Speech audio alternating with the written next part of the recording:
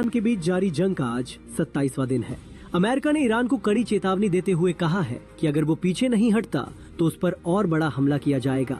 White house की प्रवक्ता Karoline Leavitt ने कहा कि राष्ट्रपति डोनाल्ड ट्रंप इस मामले में गंभीर है। वहीं ईरान ने सीजफायर प्रस्ताव ठुकराते हुए कहा कि उसे अमेरिका पर भरोसा नहीं है और शांति की फिलहाल कोई उम्मीद नहीं दिख रही।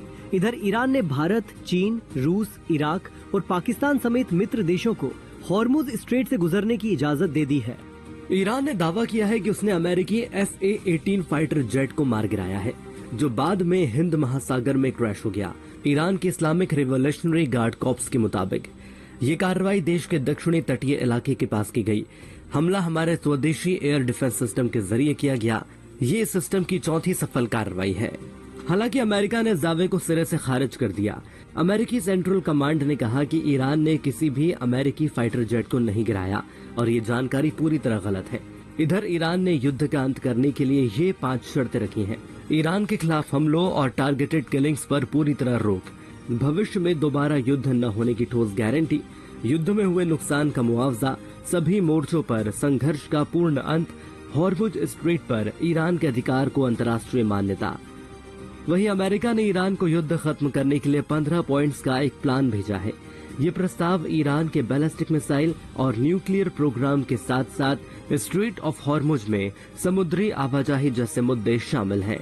सियासी बयानबाजी तेज हो गई है। मुख्यमंत्री पिनाराई विजयन ने राहुल गांधी पर निशाना साधते हुए कहा, राहुल गांधी एक नेशनल लीडर है, फिर भी उनमें कांग्रेस के एक आम लोकल वर्कर जितनी बेसिक जानकारी भी नहीं है।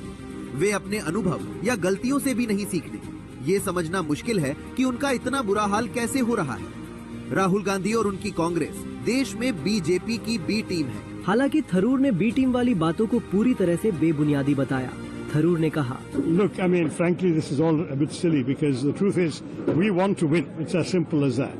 We have no interest in being anybody else's B team because we are the A team in Kerala. As far as the left is concerned, however, there are widespread indications they have some sort of understanding with the BJP because both sides don't want to see the Congress come to power. उन्होंने ये भी कहा कि अगर भाजपा को 1-2 सीटें भी मिलती हैं, तो वो इसे बड़ी जीत बताने की कोशिश। बीजेपी ने पश्चिम बंगाल की पानीहाटी सीट से आरजीकर रेप केस विक्टिम की मां को उम्मीदवार बनाया।